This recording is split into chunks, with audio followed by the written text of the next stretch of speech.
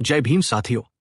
Equality and justice Patiala YouTube channel से मैं engineer Hardeep Singh चुंबर और साथी नॉलेज ऑफ कॉन्स्टिट्यूशन संविधान का ज्ञान का एक धारावाहक चला रहे हैं, जिसके हर एक एपिसोड में संविधान के अनुच्छेदों की जानकारी साझी करते हैं। प्लीज आप चैनल को लाइक और सब्सक्राइब करते रहें।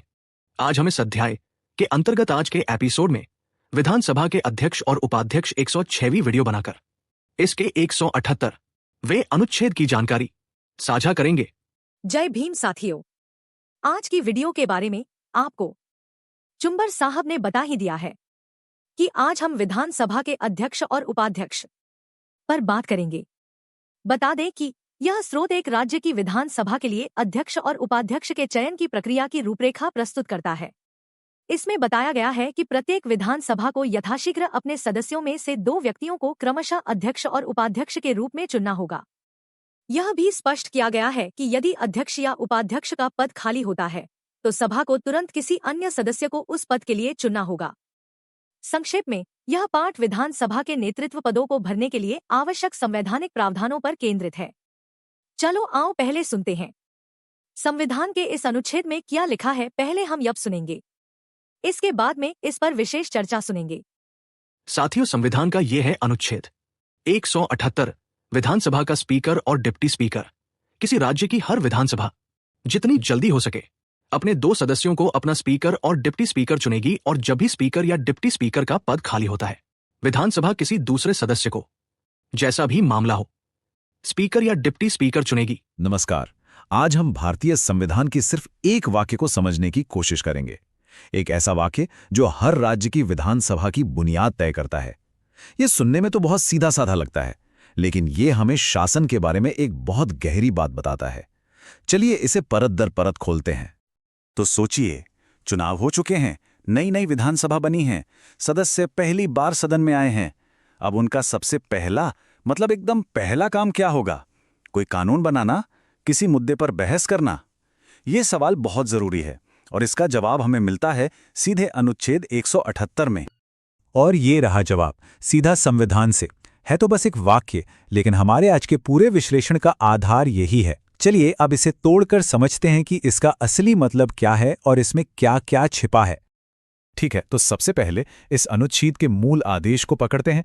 ये कोई सुझाव नहीं है दोस्तों, ये एक सख्त निर्देश है, एक संवैधानिक आदेश। अब जरा इस एक शब्द पर गौर करते हैं, चुनेगी। देखिए, संविधान की भाषा में ना जब शैल या चुनेगी जैसे शब्द आते हैं तो इसका मतलब होता है कि ये करना ही है। इसमें कोई अगर मगर नहीं है, कोई ऑप्शन नहीं है। ये विधानसभा के लिए एक विकल्प नहीं, बल्कि उनका सबसे पहला और सबसे जरूरी कर्तव्य है। तो सार ये निकलता है कि कोई भी दूसरा काम करने से पहले, मतलब कोई भी कानून बनाने या किसी भी मुद्दे पर बहस करने से पहले विधानसभा को सबसे पहले खुद को व्यवस्थित करना होगा। और वो कैसे होगा? अपना नेतृत्व चुनकर। ये बिल्कुल वैसा ही है जैसे किसी इमारत को बनाने से पहले उसकी नींव रखी जाती है। चलिए अब ये देखते हैं कि इन मुख्य भूमिकाओं के लिए किसे चुना जा सकता है। आखिर ये कौन लोग हैं जिन्हें सदन को चलाना है?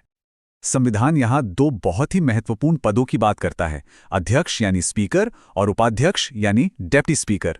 ये वो लोग हैं जो सदन की कार्यवाही को चलाते हैं, एक तरह से जैसे खेल में रेफरी होता है। और सबसे बड़ी बात, इन्हें चुनने का अधिकार सिर्फ और सिर्फ विधानसभा के अपने सदस्यों के पास होता है। और यहाँ सबसे अहम बात, या कह लें कि मुख्य योग्यता ये है कि अध्यक्ष और उपाध्यक्ष दोनों ही विधानसभा के मौजूदा सदस्यों में से ही होने चाहिए। इसका मतलब साफ है, नेतृत्व बाहर से नहीं थोपा जा सकता, वो सदन के अंदर से ही उभरना चाहिए। तो अब हम ये जानते हैं कि चुनना किसे है, लेकिन सवाल ये है कि ये चुनाव होता कब है और कैसे। अच्छी बात यह है कि अनुच्छेद हमें इसकी प्रक्रिया के बारे में भी बताता है। प्रक्रिया बहुत सीधी है। जैसे ही नई विधानसभा की बैठक शुरू होती है, सदस्यों का पहला काम होता है अपने अध्यक्ष और उपाध्यक्ष को चुनना। ये एक सीधी सादी लोकतांत्रिक प्रक्रिया है जो सदन के अंदर ही होती है। इस वाक्यांश पर फिर से लौटते हैं, यथाशक्य शीघ्र। सुनने में थोड़ा भारी लगता है ना? इसका सीधा मतलब है जितना जल्दी हो सके, पर यह सिर्फ जल्दी से कहीं ज्यादा है।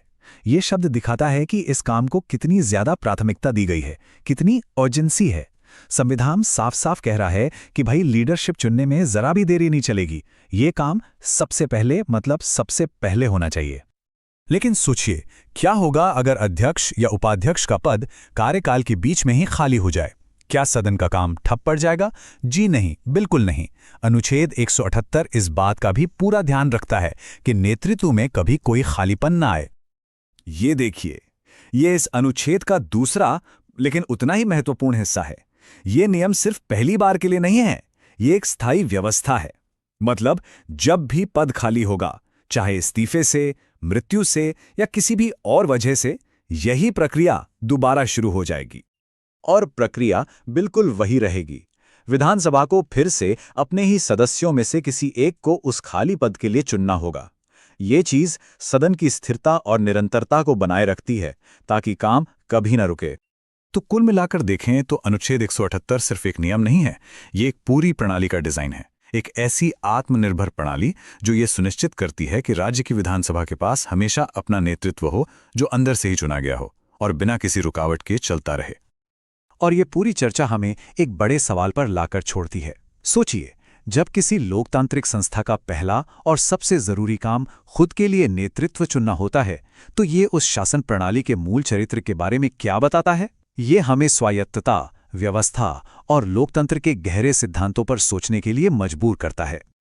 इस गहन चर्चा में स्वागत है। हाँ, आज हम एक ऐसे विषय की तह तक जा रहे हैं जो अक्सर टीवी की बहसों में या अखबारों की सुर्खियों में नहीं आता, लेकिन जिसके बिना भारत के किसी भी राज्य की सरकार एक दिन भी नहीं चल सकती। सही बात है। हमारे सामने स्रोत के तौर पर है भारतीय संविधान का अनुच्छेद 178। अब ये देखने में महज 3 लाइनों का एक छोटा सा टेक्स्ट है, हाँ, लेकिन ये राज्य की विधानसभाओं के, कह सकते हैं, पूरे ऑपरेटिंग सिस्टम को कोड करता है। बिल्कुल। हमारा मिशन ये समझना है कि कैसे ये चंद शब्द लोकतंत्र की एक पूरी मशीनरी को चालू करते हैं। तो तैयार है? चलिए इस इंजन के पुर्जे पुर्जे खोल कर देखते हैं। और ये देखना बहुत दिलचस्प होगा, क्योंकि संविधान की खूबसूरती वो अक्सर उसकी सादगी में छिपी होती है। हाँ, ये 3 लाइनें सिर्फ नियम नहीं बताती, हाँ। बल्कि ये दिखाती हैं कि हमारे संविधान निर्माताओं ने राजनीति की असलियत को, मतलब जमीनी हकीकत को कितनी गहराई से समझा था। अच्छा, आज हम सिर्फ इन शब्दों का मतलब नहीं निकालेंगे,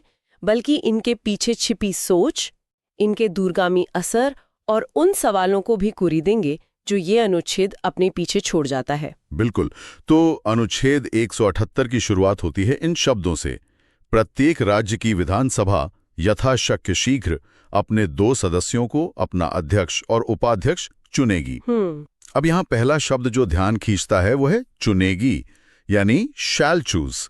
ये मे चूज या कैन चूज नहीं है, ये एक सुझाव नहीं बल्कि एक हुक्म जैसा लगता है। आपने बिल्कुल सही नस पकड़ी है, ये एक हुक्म ही है। अच्छा, संवैधानिक भाषा में शैल शब्द का इस्तेमाल किसी भी प्रक्रिया को अनिवार्य बनाने के लिए किया जाता है, मतलब जिसे टाला नहीं जा सकता। ये लोकतंत्र का पहला गियर है। पहला गियर? वाह। हाँ, मतलब जैसे ही नई विधानसभा बनती है, उसका सबसे पहला और जरूरी काम है अपने लिए एक स्पीकर और एक डिप्टी स्पीकर चुनना। तो इसके बिना कुछ और काम हो ही नहीं सकता।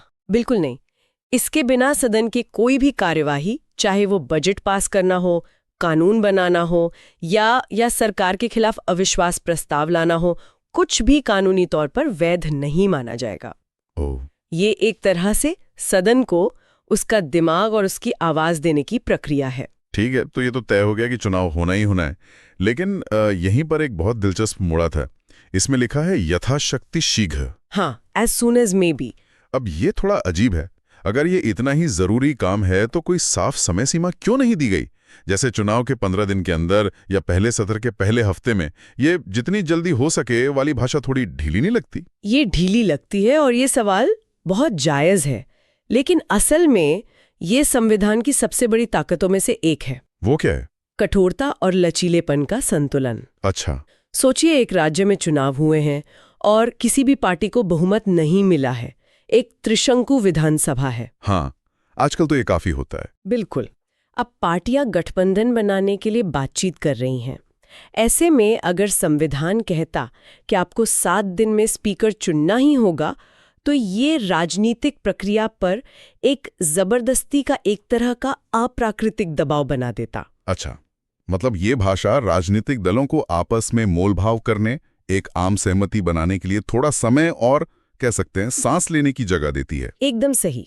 स्पीकर का पद सिर्फ सदन चलाने वाले रेफरी का नहीं होता, वो बहुत ताकतवर होता है। सदन में क्या होगा क्या नहीं होगा ये काफी हद तक स्पीकर तय करता है। हाँ, ये तो है। इसलिए पार्टियां इस पर बहुत सोच विचार करती हैं। ये लचीलापन उसी राजनीतिक वास्तविकता को सम्मान देता है। लेकिन और ये एक बहुत बड़ा लेकिन है, जैसा कि आपने कहा, इस भाषा का कई बार दुरुपयोग भी होता है। हाँ, मैं इसी पे आ रहा था।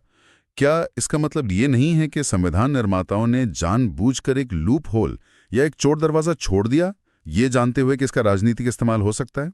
मतलब जितनी जल्दी हो सके का मतलब जब तक हमारी सरकार सुरक्षित ना हो जाए भी तो हो सकता है। देखिए, ये एक बहुत ही जायज सवाल है। और हाँ, भारत के कई राज्यों में हमने देखा है कि जब सरकार के पास बहुमत को लेकर थोड़ा भी शक होता है तो वो स्पीकर के चुनाव को टालने की कोशिश करती है। क्यों? ऐसा क्यों होता है? क्योंकि एक बार स्पीकर चुन लिया गया तो फिर उसे दल बदल जैसे मामलों पर फैसले लेने पड़ते हैं जो सरकार गिरा भी सकते हैं। अच्छा, तो स्पीकर के पास ये शक्ति होती है? बिल्कुल। तो कई बार मामले अदालतों तक भी गए हैं जहां कोर्ट को ये कहना पड़ा है कि यथाशक्य शीघ्र का मतलब अनिश्चित काल तक टालना नहीं है। तो ये संविधान का सदन पर एक भरोसा है जो कभी कभी टूटता भी है। कमाल है। मतलब एक छोटा सा वाक्यांश राजनीति के कितने बड़े खेल का मैदान बन सकता है। हाँ, चलिए अब अनुच्छेद के अगले हिस्से पर आते हैं जो कहता है अपने 2 सदस्यों को। ये बात बहुत साफ है कि स्पीकर और डिप्टी स्पीकर बाहर से नहीं आ सकते, उन्हें सदन का सदस्य ही होना चाहिए। लेकिन यहां मैं थोड़ा शैतान का वकील बनना चाहूंगा। जरूर। क्यों नहीं? किसी सुप्रीम कोर्ट के रिटायर्ड जज को या किसी संवैधानिक विशेषज्ञ को स्पीकर क्यों नहीं बना सकते जो पूरी तरह से निष्पक्ष हो? क्या अंदर से चुनने का यह सिद्धांत भाई भतीजावाद या पार्टी की राजनीति को और बढ़ावा नहीं देता? ये एक शानदार सवाल है और ये हमें संसदीय लोकतंत्र की आत्मा तक ले जाता है। इसके 2-3 गहरे कारण हैं। बताइए। पहला और सबसे सीधा कारण है सदन की संप्रभुता। सदन अपने नियम खुद बनाता है और अपना मालिक खुद होता है। बाहर से किसी को लाकर बिठाना इस सिद्धांत के खिलाफ है। ठीक है। दूसरा, सदन सिर्फ नियमों का पुलिंदा नहीं है, उसका एक अपना कल्चर होता है, अपनी परंपराएं होती हैं, अनकहे नियम होते हैं। कौन सा सदस्य कब गुस्सा हो जाता है, किसे कैसे शांत कराना है, किस मुद्दे पर कितनी बहस की गुंजाइश है, ये सब कोई बाहरी विशेषज्ञ नहीं समझ सकता। मतलब ये वैसा ही है जैसे किसी परिवार के झगड़े को सुलझाने के लिए परिवार का कोई बुजुर्ग ही सबसे सही होता है, क्योंकि वो सबको अंदर बाहर से जानता है। क्या खूब मिसाल दी है, बिल्कुल वैसा ही। और तीसरा सबसे महत्वपूर्ण कारण है विश्वास और जवाबदेही। विश्वास और जवाबदेही कैसे? जब सदस्य अपने में से ही किसी को चुनते हैं तो वो उस व्यक्ति पर विश्वास जताते हैं। स्पीकर को हाउस का कस्टोडियन यानी सदन का संरक्षक माना जाता है।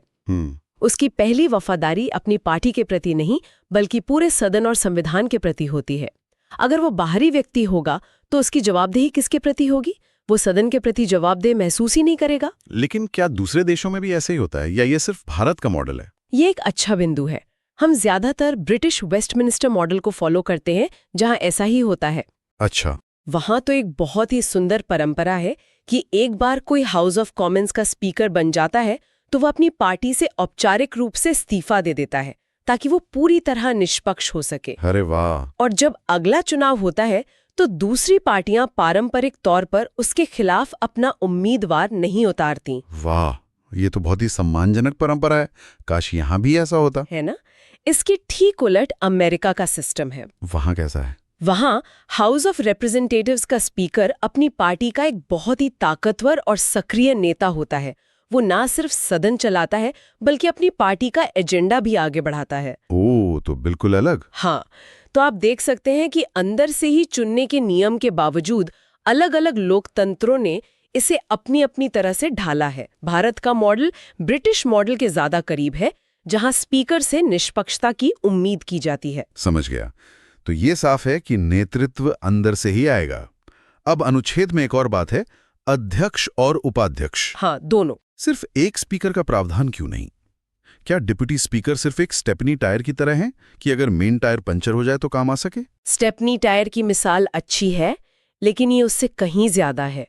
पहली बात तो यह है कि ये लोकतंत्र में निरंतरता या कंटिन्यूटी के सिद्धांत को सुनिश्चित करता है।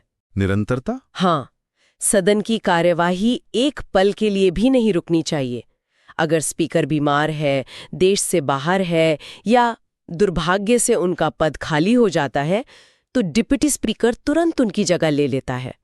सदन कभी नेतृत्वहीन नहीं होता। ठीक है, ये तो समझ आता है। लेकिन इसका एक और बहुत गहरा राजनीतिक महत्व है। वो क्या है? हमारे संसदीय लोकतंत्र में एक बहुत ही स्वस्थ परंपरा विकसित हुई है। हालांकि ये संविधान में लिखी नहीं है। एक परंपरा? हाँ, परंपरा ये है कि स्पीकर का पद सत्ता पक्ष को जाता है और डिप्टी स्पीकर का पद मुख्य विपक्षी दल को दिया जाता है। ओह, ये तो बहुत दिलचस्प बात है। तो ये एक तरह से विपक्ष को सम्मान देने और सत्ता का संतुलन बनाने का एक तरीका है। बिल्कुल, यह विपक्ष को यह एहसास दिलाता है कि सदन सिर्फ सरकार का नहीं है, बल्कि उनका भी है। यह उन्हें सदन के संचालन में एक सीधी भूमिका देता है। सही। यह दिखाता है कि एक स्वस्थ लोकतंत्र में विपक्ष दुश्मन नहीं, बल्कि व्यवस्था का एक जरूरी हिस्सा है। हालांकि हाल के कुछ सालों में हमने देखा है कि यह परंपरा कई जगहों पर कमजोर पड़ रही है, जो कि चिंता का विषय है। अगर ये इतनी अच्छी और जरूरी परंपरा है तो इसे संविधान में ही क्यों नहीं लिख दिया गया? क्योंकि संविधान हर छोटी बड़ी बात नहीं लिख सकता। संविधान एक ढांचा तैयार करता है, एक कंकाल की तरह। उस पर मांस और त्वचा चढ़ाने का काम लोकतांत्रिक परंपराएं और परिपाटियां करती हैं। संविधान निर्माता यह उम्मीद करते थे कि आने वाली पीढ़ियां इस ढांचे के भीतर स्वस्थ परंपराएं विकसित करेंगी। ये परंपरा उसी का एक बेहतरीन उदाहरण है। ठीक है, ये बात समझ में आ गई। और अब हम अनुच्छेद के बिल्कुल आखिरी हिस्से पर आते हैं। जी। और जब जब अध्यक्ष या उपाध्यक्ष का पद रिक्त होगा, तब तब विधानसभा किसी अन्य सदस्य को यथास्थिति अध्यक्ष या उपाध्यक्ष चुनेगी। ये लाइन तो पहली लाइन को दोहराने जैसी ही लगती है, लेकिन इसका क्या कोई खास मतलब है? इसका बहुत खास मतलब है। ये इस पूरी व्यवस्था को आत्मनिर्भर और सेल्फ हीलिंग यानी खुद को ठीक करने वाला बनाता है। Self healing? हाँ, ये सिर्फ पहली बार चुनाव की बात नहीं करता।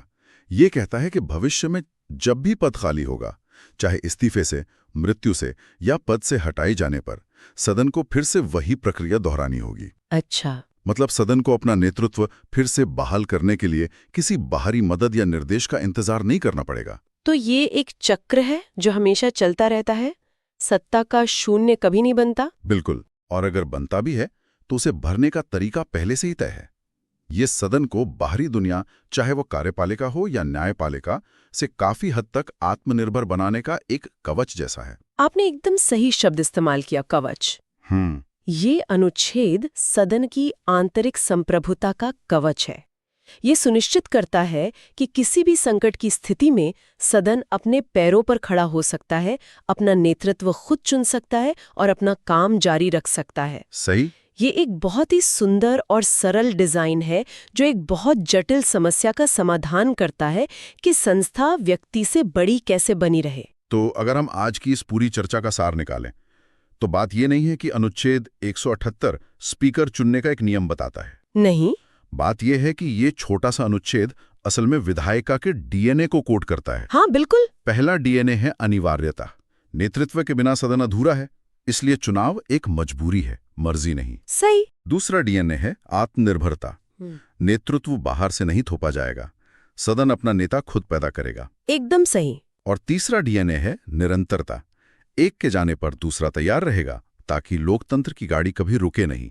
ये एक अदृश्य किला है जो सदन की गरिमा और संप्रभुता की रक्षा करता है। और ये हमें दिखाता है कि कैसे संवैधानिक कानून एक ही समय पर सख्त नियम मतलब चुनेगी और जरूरी लचीलापन यानी यथाशक्य शीघ्र दोनों दे सकता है। हाँ, दोनों का संतुलन। बिल्कुल।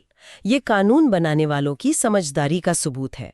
वो जानते थे कि लोकतंत्र को चलाने के लिए सिर्फ नियम का डंडा ही काफी नहीं है, बल्कि थोड़ी सी राजनीतिक समझदारी और आपसी बातचीत की जगह भी छोड़नी पड़ती है। और अब एक आखिरी विचार श्रोताओं के लिए। ये अनुच्छेद हमें ये तो बताता है कि विधानसभा को एक अध्यक्ष चुनना चाहिए, लेकिन ये नहीं बताता कि उसे कैसे चुनना चाहिए। ये बहुत अहम नुक्ता है। चुनाव की विधि पर ये चुप्पी, चाहे वो आम सहमति से हो या एक तीखे मुकाबले से, हमें उस राजनीतिक प्रक्रिया की प्रकृति के बारे में क्या बताती है? क्या ये चुप्पी लोकतंत्र की ताकत है या फिर राजनीतिक झगड़ों की एक वजह? इस पर सोचा जा सकता है। आपने चुंबर साहब का बनाया वीडियो पूरा सुना। साथियों, धन्यवाद। उम्मीद है इससे आपकी जानकारी बढ़ी होगी। इसके आगे के अनुच्छेदों पर अगली वीडियो में बात करेंगे। आप equality and justice Patiala YouTube channel के साथ जुड़े रहें। अगर आपको पसंद आए तो कृपया इसे लाइक, शेयर और कमेंट करें। हम रोजाना नॉलेज ऑफ कॉन्स्टिट्यूशन, संविधान का ज्ञान पर चर्चा करते हैं। अगर चाहते हैं कि आपके भाई, बहन और मित्रों को भी संविधान का ज्ञान हो, तो कृपया इस वीडियो को उनके साथ साझा जरूर करें।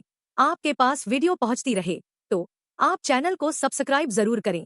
अब हमें अनुमति दें। जय भीम, जय भारत, जय संविधान। Please take care your own self.